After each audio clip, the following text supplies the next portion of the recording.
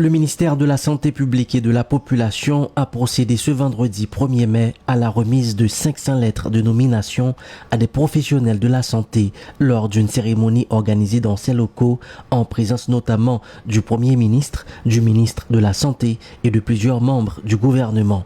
À travers cette activité, le gouvernement envoie un signal fort en faveur du renforcement du système de santé haïtien. Haïti a besoin de vous. Chaque commune, chaque quartier, chaque famille attend ce geste que nous posons aujourd'hui. Celui de mettre des soignants là où la souffrance est la plus vive. Le Premier ministre que je suis ne pourrait pas promettre des miracles du jour au lendemain. Mais je peux vous promettre ceci. Votre engagement ne restera pas sans réponse. Nous poursuivrons le recrutement. Nous renforcerons les infrastructures. Nous lutterons contre la corruption qui a trop longtemps privé le peuple haïtien de soins dignes. Parce que la santé n'est pas une marchandise, c'est un droit. Des lettres de nomination ont déjà été remises à des professionnels de la santé dans d'autres départements du pays. Ces nominations s'inscrivent dans une démarche de renforcement des ressources humaines au sein des institutions de santé. Monsieur le Premier ministre, nous voulons dire merci en pile pour accompagnement, pour bail, dossier santé.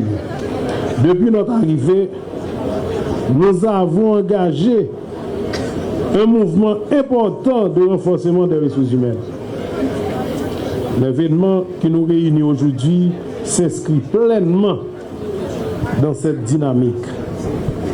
Pour le département de l'Ouest, ce sont 1240 lettres de nomination qui seront remises. La cérémonie d'aujourd'hui constitue une étape importante dans un processus plus large d'insertion professionnelle. Des lettres de nomination ont déjà été distribuées dans les NIP, dans la Grande-Anse et le Sud.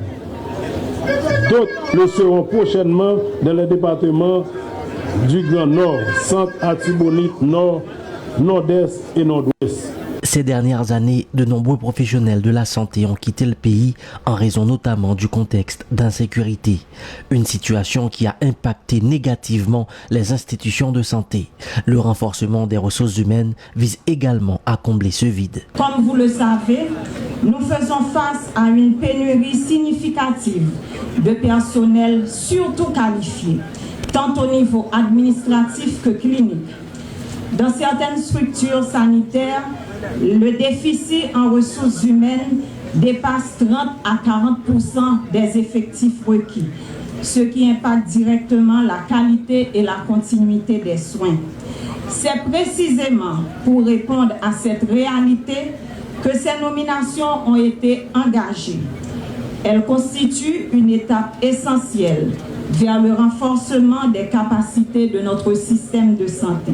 Intervenant à cette cérémonie de remise de lettres de nomination et de promotion, le coordonnateur de l'OMRH en a profité pour souligner le rôle crucial de cet organe dans l'instruction des dossiers des professionnels appelés à intégrer l'administration publique. Mais nous attendons que le Premier ministre nomme et révoque les fonctionnaires de l'État. Le Premier ministre n'a pas contre le monde la première. Il n'a pas contre le monde qui a sanctionné. C'est instruire dossier à voler et c'est rôle OMRH. Pour instruire dossier, pour bien instruire dossier, pour ne pas quitter le Premier ministre là, si ça ne passe pas, parce que si ça ne passe pas, on a porté le faire en abus de pouvoir. Or, justement, nous l'avons nommé son monde, nommé sans discrimination. En marge de cette activité, le ministre de la Santé, accompagné du Premier ministre, a visité un espace où est stocké un ensemble de matériels qui seront acheminés vers les directions départementales sanitaires en vue du renforcement de leurs capacités.